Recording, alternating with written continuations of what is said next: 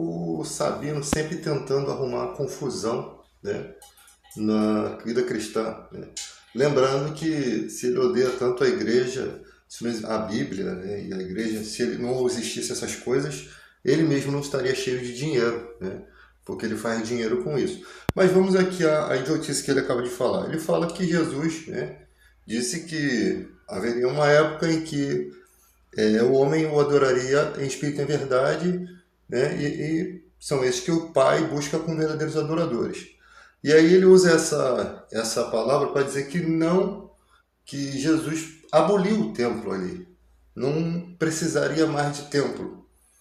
Cara, vamos raciocinar, né? Os judeus, eles têm como maior veneração a terra, né, de Jerusalém, e também eles tinham aquele templo onde era a Casa do Tesouro, que foi destruído em 69 depois de Cristo. Nós temos, por outro lado, os muçulmanos também, que se você destruir um templo daquele lá, né, a Mesquita de Al-Aqsa, um Domo da Rocha, você destruir qualquer templo desses que eles têm com maior importância, você causa uma guerra terrível, né?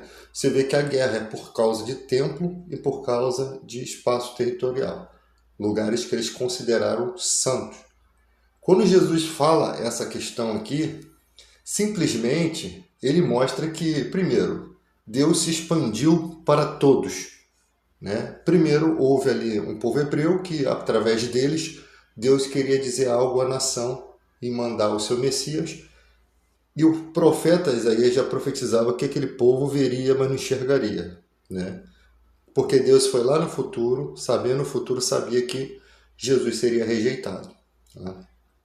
Então, por conta das desobediências deles, o profeta Malaquias falando que eles estavam roubando a Deus, estavam deixando de lado os dízimos, que era lei, que o dízimo está na lei, e era a forma de Deus fazer justiça aos oprimidos, aos órfãos, às viúvas, né, que possivelmente ficaram abandonadas por toda essa época, esses 400 anos de Malaquias a João Batista. Muita gente deve ter sofrido por causa dessas desobediências do povo judeu.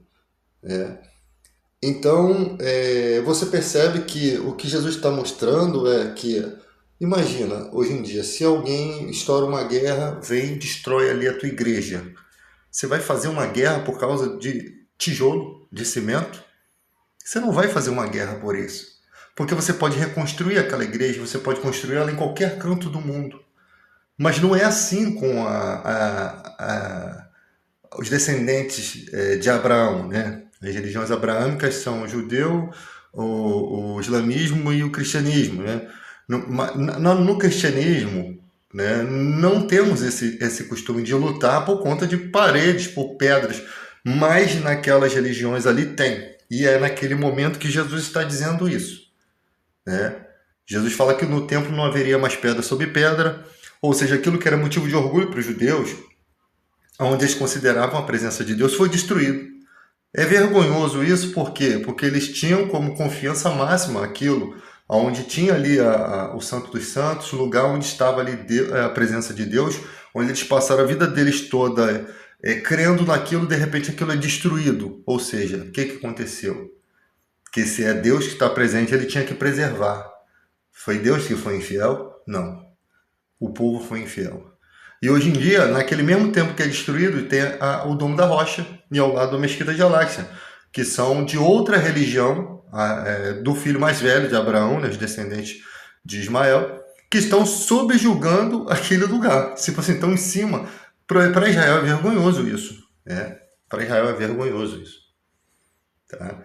E essa história, essas histórias daquela situação, dos acontecimentos das profecias de Jesus, eles só constam no livro do Novo Testamento. É por isso que o judeu odeia o cristianismo.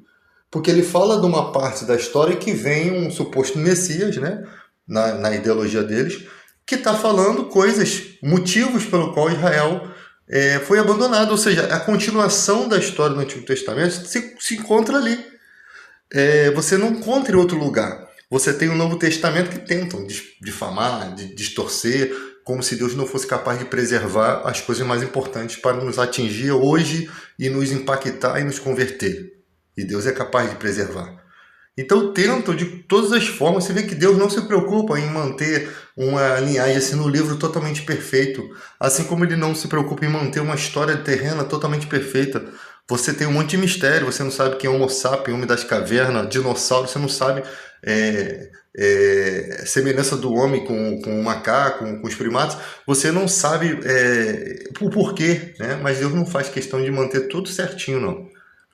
Até porque a curiosidade faz a ciência desenvolver, faz a vida não ser tão monótona, né? O espaço, a descoberta do espaço, de novidade, faz o mundo viver em novidade de vida e a gente não se matar a nós mesmos. Se tivéssemos uma vida de enfado aqui, sem grandes descobertas, seria terrível. Você vê uma coisa que acontece com o outro ali, aquela fofocaiada toda cria uma união entre a população para tomar providências e tal. Então, você percebe que Jesus ele é o único que vem falando dessa questão da destruição do templo. Aí, quando você vai entendendo a coisa, Israel nunca foi à guerra sem consultar os profetas. Toda vez que esteve na desobediência, perdeu as batalhas. Toda vez que esteve com Deus, ganhou as batalhas. Quem foi o profeta que designou Israel para lutar contra o imperador Adriano em 135? Não tinha profeta. Não havia direção. Foram por conta própria e foram expulsos de Jerusalém. Foi o povo que menos viveu naquela região toda ali. Depois o imperador Adriano muda o nome para Filistia, terra dos filisteus, ou Palestina, né? E aí a história de Israel só volta para aquela terra em 1908, 1918, por conta do Theodor Herzl. E quem chega primeiro naquelas terras que foi autorizado pela Liga das Nações a morar ali foi o povo muçulmano árabe. Com a expansão do islamismo, eles foram autorizados a morar ali. Até tentaram dar terras na África do Sul para Israel, mas eles querem aquela terra ali. Olha quantas brigas que nós temos por conta de um pedaço de terra, por conta de querer colocar ali talvez o terceiro templo, construir, né, para que se volte a adoração. E se voltar ao terceiro templo, eles vão voltar às práticas da lei, ou seja, toda essa liberdade que você vê hoje lá vai ser conforme na época da lei. Vão voltar a circuncisão, vão voltar tudo, né? Muita gente ali vai sofrer, porque tem muita gente no esoterismo, né?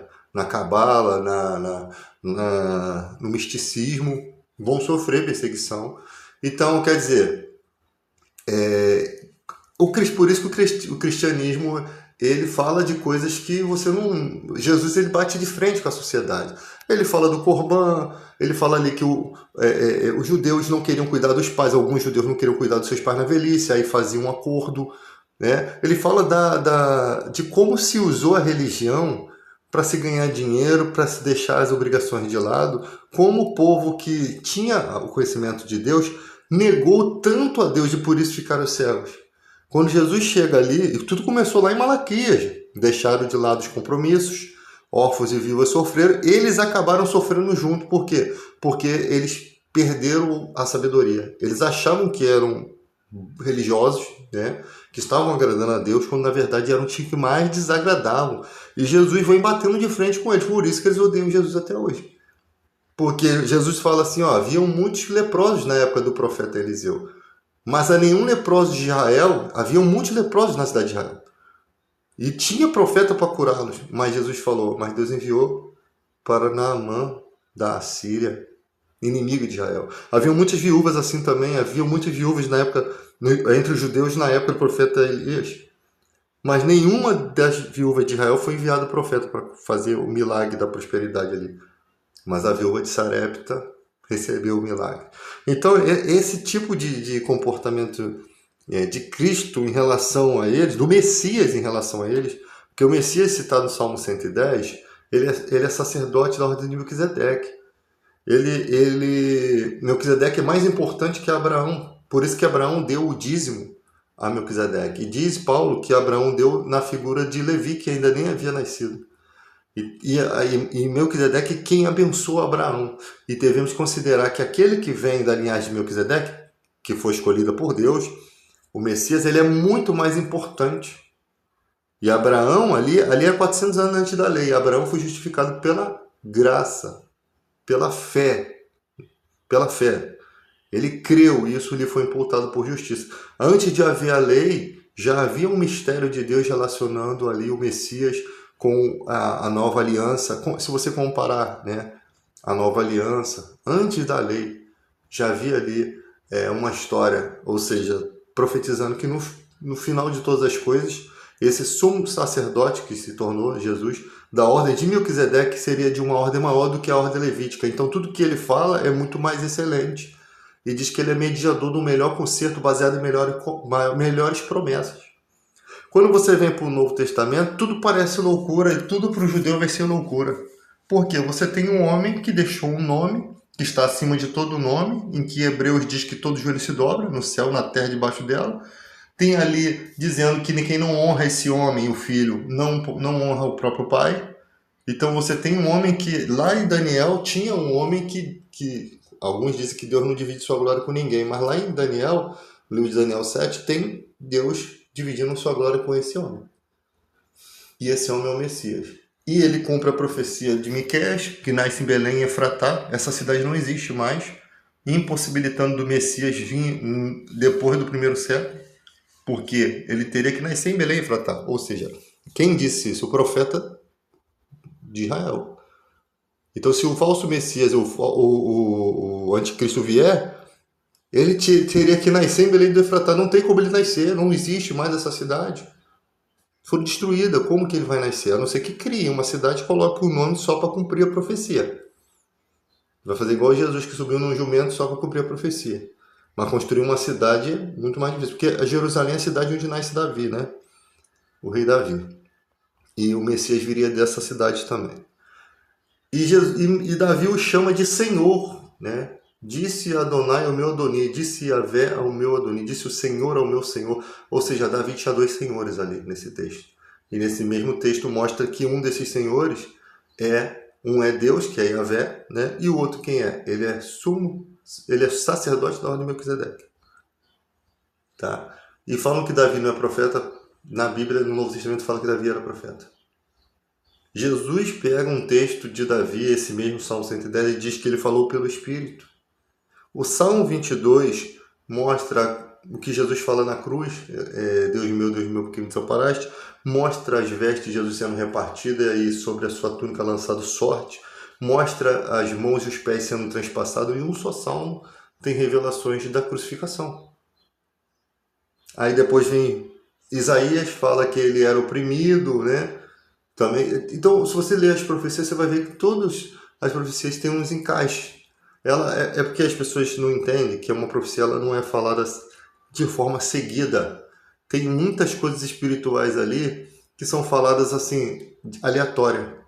No próprio texto de Malaquias que fala do Messias, fala que um dia Deus entraria em juízo contra Israel, porque eles confiaram mais no seu poder bélico do que no próprio Deus. E essa situação ainda não deve ter chegado, porque fala do Messias e fala dessa situação. Hoje em dia, Israel, que dizem que é o povo de Deus, quem protege Israel é os Estados Unidos. Ele não vai à guerra sem os Estados Unidos. Quem Israel tem consultado? Era para consultar a Deus sempre, mas como? Não tem mais profeta. Como que vão consultar a Deus? Não tem profeta. Jesus falou, Jerusalém, Jerusalém, que mata os profetas, apedreja os que eu vos envio. Quantas vezes eu quis juntar vocês como uma galinha, junto os seus pintinhos debaixo das asas, vocês não quiseste. Quando que os profetas foram apedrejados? Quando que Jesus fez isso? Será que nesses 400 anos de Malaquias a João Batista, houve profetas e eles esconderam a história, mataram esses profetas e não relataram? Porque você não tem mais escritura de Malaquias até João. Quem escreveu? Quem continuou a história de Israel? Quais as escrituras tem de Malaquias até Mateus? Os 400 anos. O que vem depois do último livro do Antigo Testamento? Não vem mais nada. Não tem mais nada escrito. Não tem mais nada. Por que não tem mais nada escrito? Porque cessou tudo. Tudo ficou bagunçado. Eles pararam de dar os dízimos, os sacerdotes tiveram que trabalhar, né? Eu particularmente não sei o que aconteceu em Israel desde Malaquias até Mateus. Não tem história nesse meio. Cadê essa história?